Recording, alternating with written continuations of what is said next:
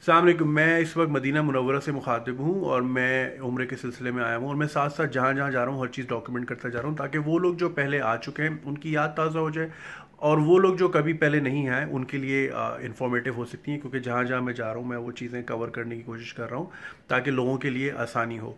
मैं directly Medina आया हूँ, उसकी वजह यह है कि लोग अमूमन पहले मक्का जाते हैं, तो उसके लिए वो पहले जद्दा लैंड करते हैं, फिर मक्का जाते हैं, फिर मदीना आते हैं और फिर वापस जद्दा जाते हैं। तो मैं मदीना डायरेक्ट लैंड हूँ, तो मदीना, मक्का, जद्दा और जद्दा से वापसी।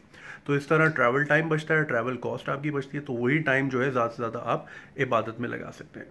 मैं इस वक्त जमजम पुलमन मदीना होटल में मैंने स्टे किया और इस होटल को चूज़ करने की वजह ये है, बेसिकली एक ये मेरे पेरेंट्स का रूम है, ये मेरा रूम है, और मेन वजह जो ये होटल चूज़ करने की वो ये कि बेडरूम से सामने का सुभान अल्लाह ये व्यू है और मतलब सब नज़र आ रहा है। वो जन्नतुल बकी है कोने पे, ठीक है, ये पूरी मस्जिद नबवी नज़र आ रही है। ट्रैवल टाइम बचता है, ये हार्डली 150 मीटर पे है और अज़ान की आवाज़ डायरेक्टली आती है और मतलब चलते फिरते बंदा दुरूद शरीफ पढ़ता रहता है। इस होटल का देखें, होटल्स के रेट्स जो है वो तो चेंज होते रहते हैं, लेकिन ये कि जो लोग रमज़ान में आना चाह रहे हैं तो रमज़ान में आपको ये रूम, चूँकि ये ट्विन रूम है, एक पेरेंट्स का रूम है मेरा, एक ये है, तो रमज़ानों में ये आपको 600 रियाल तक का पड़ जाएगा। मैंने डेट्स चेक की थी booking.com पे, तो तकरीबन 18,000 रुपये बनते हैं।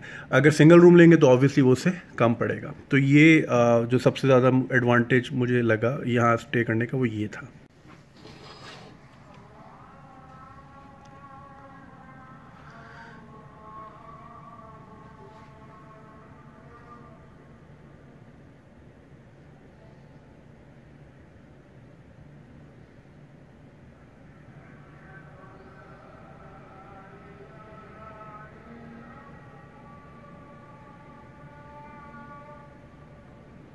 अब जैसा आप देख रहे हैं सामने मेरा होटल है जमजम पुलमन मदीना, और ये अब हम मस्जिद नबी की तरफ मैं चल रहा हूँ।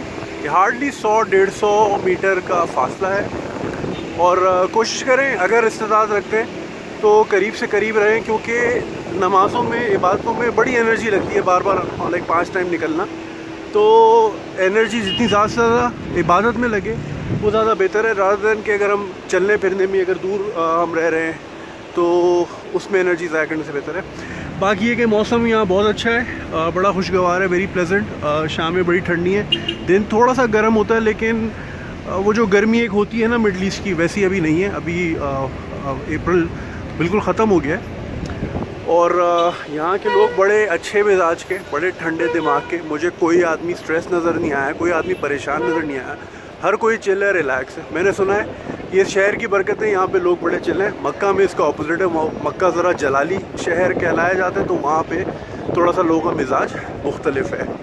तो अब ये देखें, वहाँ से मैं निकला था और ये हम मस्जिद नबवी पहुँच गए। लिटरली 1 मिनट 12 सेकंड लगे। ये गेट नंबर 2 है और हम जो नमाज जो है बेसिकली हम इस तरफ पढ़ते हैं, काबा इस तरफ है, तो वो जो दीवार है वहाँ तक जो है इमामत वहाँ होती है, उससे आगे सफ़े नहीं लगती, ऑफ कोर्स इमाम के आगे सफ़ नहीं लग सकती, और ये पूरा सहन है उसका। इस वक्त मैं मस्जिद कुबा में हूँ, जिसके बारे में कहा जाता है कि अगर यहाँ 2 रकात नफिल अदा की जाए तो एक उम्रे का सवाब है। और इसकी खुसूसियत ये है कि जब हुज़ूर सल्लल्लाहु अलैहि वसल्लम मक्के से रिसालत के बाद मदीना आए तो इस एरिया में उनको वेलकम किया गया था, और यहाँ करीब में 2 घर थे 2 सहाबी के, कुलसूम इब्ने हदम एंड साद इब्ने खशीमा, जिनके घरों में उन्होंने क़याम किया था और इस मस्जिद की बुनियाद रखी। तो यहाँ 2 नफिल का सवाब एक उम्रे के बराबर है, अल्हम्दुलिल्लाह। इस वक्त हम यहाँ जबल सिला पे हैं, जहाँ ग़ज़वा खंदक हुई थी। वो सामने जो आप देख रहे हैं वहाँ हुज़ूर सल्लल्लाहु अलैहि वसल्लम का ख़ैमा हुआ करता था, जहाँ उन्होंने फ़तह की दुआ मांगी थी। यहाँ हज़रत अबू बकर सिद्दीक़ का ख़ैमा हुआ करता था। ये आप जो देख रहे हैं हज़रत उमर का ख़ैमा हुआ करता था, और वो सामने हज़रत अली का ख़ैमा हुआ करता था। और जो खंदक खोदी गई थी, वो जो ये यहाँ आपको रोड नज़र आ रहा है, यहाँ खंदक खोदी गई थी। हम इस वक्त यहाँ शोहदाए ओहद के कब्रिस्तान में हैं, जहाँ पे 3 कब्रें नुमायाँ हैं जैसे सामने आपको नज़र आ रहा है। उसके अलावा जो बाकी हैं उसमें साहबा कराम है। तो मेरे साथ मेरे फ्रेंड हैं बासित साहब, ये बताएंगे कब्र किस किस की हैं। वाल साहब अस्सलाम वालेकुम रहमतुल्लाहि व बरकातहू। आपको जो 3 कब्रें वो जो आपको सामने नज़र आ रही है बाउंड्री, वहाँ पे 3 कब्रें हैं। एक हज़रत हमज़ा इब्ने अबू मुत्तलिब रज़ी अल्लाह अन्हु जो कि नबी करीम अलैहिस्सलाम के चाचा हैं, और इसके अलावा कब्र है मुसअब बिन उमैर रज़ी अल्लाह अन्हु जो कि सहाबी रसूल अलैहिस्सलाम हैं, और इसके अलावा अब्दुल्ला इब्न जहश रज़ी अल्लाह अन्हु जो कि एक और सहाबी हैं, उनकी कब्र यहाँ पे अंदर है। और इसकी दुआ क्या है यहाँ की? अस्सलामु अलैकुम अहल दियार मिनल मुमिनीन व मुस्लिमीन हमना इंशाअल्लाह लहकुन असल अल्लाह लना व लकुम आफिया। जज़ाकल्लाह खैर। ये मेरे सामने जो छोटी सी पहाड़ी है इसका नाम जबल उरूमा है, जहाँ हज़रत सल्लल्लाहु अलैहि वसल्लम ने सहाबा कराम की ड्यूटी लगाई थी। उन सहाबा कराम की जो तीरंदाजी में माहिर थे, लेकिन वो माल गनीमत की नीयत से जब उन्होंने अपनी पोजीशन छोड़ी तो खालिद बिन वलीद ने पीछे से हमला कर दिया। ये वाक़या आपने बिल्कुल सुना होगा। तो यही वो जगह है जहाँ पे तीरंदाज़ों की ड्यूटी लगाई गई थी। ये सामने जो पहाड़ है इसका नाम जबल तौर है, और इसके बारे में कहा जाता है कि जन्नत का दरवाज़ा इसके बिल्कुल पैरेलल ऊपर होगा।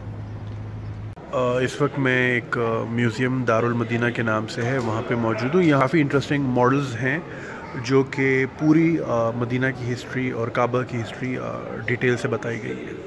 ये हज़रत आयशा का हुजरा होता था, हुज़ूर सल्लल्लाहु अलैहि वसल्लम यहाँ आराम फरमाते थे, और ये मस्जिद नबवी का दरवाज़ा था और यहाँ पे नमाज़ होती थी। फिर जब हुज़ूर सल्लल्लाहु अलैहि वसल्लम की डेथ हुई तो हज़रत अबू बकर ने फरमाया कि नबी को वहीं दफनाया जाता है जहाँ उनकी डेथ होती। तो उसी हुजरे में उनकी कब्र बनाई गई और उनको दफन कर दिया गया, और ये फिर दरवाज़ा बंद कर दिया गया क्योंकि हुज़ूर सल्लल्लाहु अलैहि वसल्लम के इस्तेमाल में रहता था।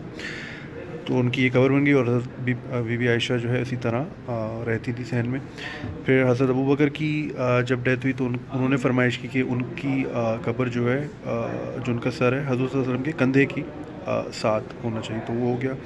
तो तब तक भी ऐसे ही था क्योंकि हज़रत आयशा जो है उनकी बेटी थी। लेकिन जब हज़रत उमर की डेथ हुई तो उन्होंने भी मरने से पहले ये ख्वाहिश ज़ाहिर की थी कि उनको हज़रत अबू बकर के कंधे के साथ दफनाया जाए। तो चूँकि हज़रत उमर जो है हज़रत आयशा के महरम नहीं थे, तो हज़रत आयशा ने जब उनकी कब्र बनी तो यहाँ पे एक बाउंड्री वॉल सी बना दी ताकि कब्र से भी जो है उन्होंने पर्दा किया। ये काबा की हिस्ट्री कि हज़रत इब्राहीम अलैहिस्सलाम ने जो काबा बनाया था वो बेसिकली रेक्टेंगुलर शेप में था, जैसा आप देख रहे हैं। इसके 2 दरवाजे थे, एक उस तरफ था और एक इस तरफ था। फिर कुरैश के ज़माने में कुरैश जो कि फ़ॉलो कर रहे थे उसको, उन्होंने उसी फॉर्म में बनाने की रिकन्स्ट्रक्ट करने की कोशिश की, लेकिन फ़ंड्स के कमी होने के वजह से वो पूरा नहीं बना सके। उसके बाद हज़रत अबू बकर के एक रिश्तेदार थे जिनका नाम लिखा है अब्दुल्ला बिन ज़ुबैर, वो भी एक सहाबी थे। उन्होंने जो है अपनी फ़ंड से जो है इसकी कंस्ट्रक्शन की। फिर हज्जाज बिन यूसुफ जो कि एक रूलर थे, उनको किसी ने बताया कि ये ओरिजिनल फॉर्म नहीं है काबा की, तो उन्होंने उसको तोड़ के दोबारा बनाने की कोशिश की गुस्से में आके। फिर जो है ये उस्मानिया दौर में काबा की शेप ये हो गई, और फिर अब सऊदी दौर में जो है आपको ऐसा नज़र आएगा। और मुझे कुछ लोगों ने बताया कि अगर आपका शॉपिंग वगैरह का प्लान हो तो कोशिश कीजिए मदीना से शॉपिंग करें, क्योंकि मदीना के ताजरों के साथ लेन देन करने का भी बहुत सवाब है। जब भी शॉपिंग पे आए ध्यान करें कि आगे पीछे नमाज का टाइम ना हो। देखें अभी ज़ोहर का टाइम हुआ है, स्टोर बिल्कुल बंद कर दिया है, तो इस चीज़ का ध्यान रखिएगा। तस्बीह और जायनमाज़ के लिए मुझे काफ़ी लोगों ने बताया कि किसी टर्किश दुकान से लें। उन्होंने अमूमन अपना झंडा दुकान पे इस तरह लगाया हुआ होता है, इस तरह आगे भी लगा हुआ है, तो इनके यहाँ अच्छी चीज़ें मिल जाती हैं, अच्छी क्वालिटी की। ये अब असर की अज़ान शुरू हो गई है।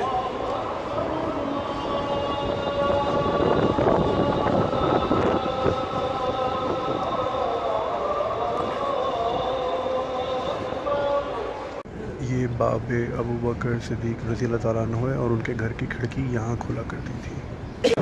वो जो है हुज़ूर अकरम सल्लल्लाहु अलैहि वसल्लम का मेंबर है, और ये महराब रसूल है। यहाँ पे वो नमाज़ रीड किया करते थे, और उन्होंने फरमाया था कि मेरे मेंबर से लेके मेरे घर तक का जितना हिस्सा है वो रियाज़ुल जन्ना है। वहाँ पे 2 नफिल पढ़ के दुआ मांगने का मतलब ये कि आपने जन्नत में दुआ मांगी है, और जन्नत में कोई भी मांगी हुई जायज़ चीज़ माना नहीं होता, तो उसकी इतनी फजीलत है। ये महराब उस्मान बिन अफ़्फ़ान रज़ी अल्लाह ताला अन्हु है। ये यहाँ पे हज़रत उस्मान नमाज लीड किया करते थे और ये आखिरी एक्सटेंशन थी। इसके बाद इस तरफ से मस्जिद आगे नहीं बढ़ाई गई। वो जो आप पिलर देख रहे हैं, इस पिलर के पीछे हज़ूर अकरम सल्लल्लाहु अलैहि वसल्लम एतकाफ़ किया करते थे और वो जो दूसरा सतून नज़र आ रहा है, हज़रत अली उसके पीछे बैठ के उनकी प्रोटेक्शन किया करते थे। इस दरवाज़े का नाम बाब जिब्रील है। जब ग़ज़वा खंदक में हज़ूर अकरम सल्लल्लाहु अलैहि वसल्लम ये सोचकर वापस आ गए ग़ज़वा से कि जंग ख़त्म हो गई है, तो हज़रत जिब्रील अलैहिस्सलाम इस दरवाज़े से इंसान के रूप में उनके घर तशरीफ़ लाए, उनको ये अपडेट देने के अभी जंग ख़त्म नहीं हुई, आप दोबारा मैदान जंग में पहुँचे।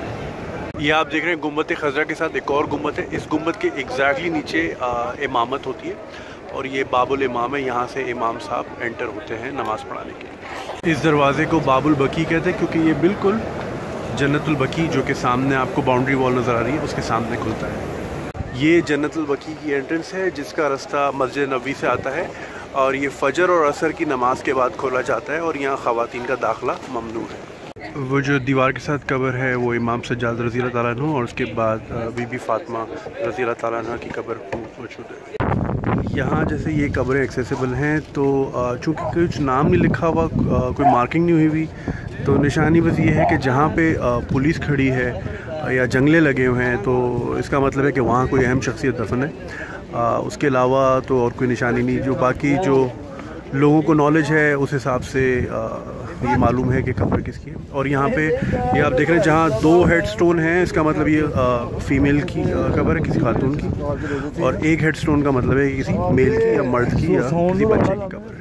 महंगी चप्पलें यहाँ ना लाएँ आप, 2 पट्टी की चप्पलें लाएँ, सस्ती वाली 3-4 जोड़ियाँ, क्योंकि यहाँ हज़ारों लोग होते हैं, चप्पलें आगे पीछे हो जाती हैं। और इसका बड़ा आसान तरीका, ये थैलियाँ लगी हुई हैं हर पिलर के साथ, उसमें आप अपनी चप्पलें डालें और अपने सराहने या अपने आसपास कहीं रख लें, उसको कोई बुरा नहीं माना जाता।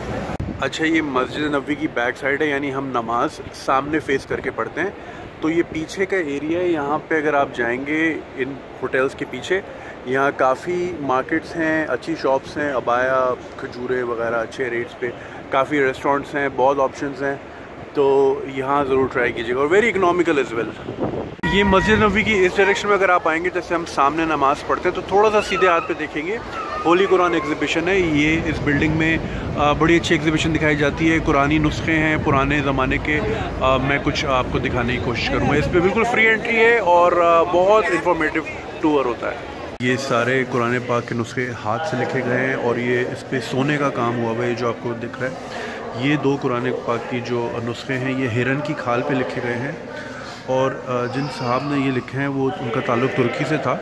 उन्होंने 106 नुस्खे लिखे हैं सिर्फ 70 साल की उम्र में। सुभान अल्लाह। ये दुनिया का सबसे बड़ा कुरान पाक का नुस्खा है। इसका वज़न 154 किलोग्राम बताया गया है। आज मेरा मदीना मुनव्वरा में आखिरी दिन है और इंशाल्लाह अब से थोड़ी देर में हम यहाँ से एहराम बांध के पहले मस्जिद नबवी जाके नवाफिल अदा करेंगे और फिर वहाँ से मक्का के लिए रवाना होंगे।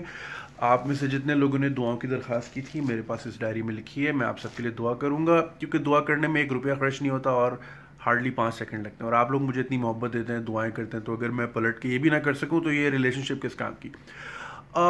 अफसोस के साथ कहना पड़ा, जो सबसे ज़्यादा दुआएं मेरे पास आई वो उन लड़कियों की थी जिनकी शादी नहीं हो रही, और वो रीज़न्स भी ऐसे बचकाना कि किसी का कद छोटा है या रंग सांवला है, या मतलब यार ये अल्लाह की मस्जिद है, ठीक है ना। यहाँ हर किस्म का, हर रंग का, हर नस्ल का, हर साइज़ का बंदा आता है। अल्लाह तो ये तफरीक नहीं करता कि भाई तुम्हारा कद छोटा है, तुम मस्जिद में नहीं आ सके, तुम्हारा ये। तो जब अल्लाह नहीं करता तो हम कौन होते करने वाले, क्योंकि अल्लाह भी कैरेक्टर देखता है और हमें भी इंसान का कैरेक्टर देखना चाहिए। ये नहीं देखना चाहिए कि कद छोटा है तो क्या तुम्हें ट्यूबलाइट सही करवानी है, क्या करना है, ठीक है ना, या रंग सांवला है। हम जो है ना हज़रत बिलाल हबशी की दी हुई अजान दिन में 5 बार सुनते हैं और हम आगे से कहते हैं लड़की का रंग सांवला है। उम्र ज़्यादा हो गई तो बीबी खदीजा की उम्र कितनी थी। तो मतलब इन चीज़ों से बाहर आए यार, 2017 आ गया। इंसान का कैरेक्टर देख के जज करें। आपकी जो फैमिली बिल्डिंग है वो कैरेक्टर से ही होती है, ठीक है ना। आप मिस यूनिवर्स भी उठा के ले आए, अगर उसका कैरेक्टर सही नहीं है तो आपकी फैमिली बिल्डिंग नहीं होगी। तो अल्लाह हिदायत दे भाई, दुआएं कर सकते हैं। आप भी दुआ कीजिएगा हमारे लिए। दुआ कबूल करवाने के लिए मक्का मदीना में होना ज़रूरी नहीं, अल्लाह हर जगह मौजूद है और हर जगह दुआएं कबूल करता है, बस नीयत साफ़ होनी चाहिए। तो आपसे भी दुआओं की गुजारिश है, इंशाल्लाह आपके लिए दुआ करूँगा और मैं फिर इंशाल्लाह आपसे मक्का में मुलाकात होगी। अस्सलाम वालेकुम।